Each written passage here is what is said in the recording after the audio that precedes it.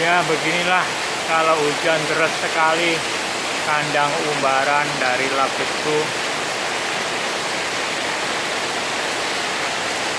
Tapi tidak tergenang air karena ada bata ringan yang mengalas sebagai alas.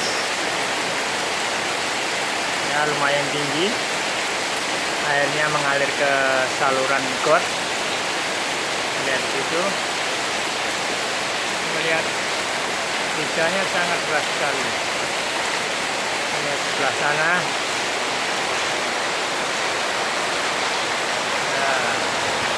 Nah, seger itu kalau kita buat mandi keramas di sana itu pancuran.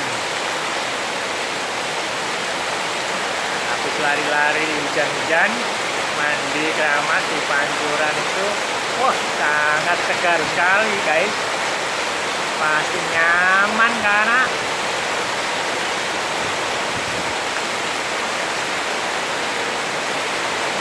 hujan terus. Surabaya mulai diguyur hujan sejak beberapa hari yang lalu.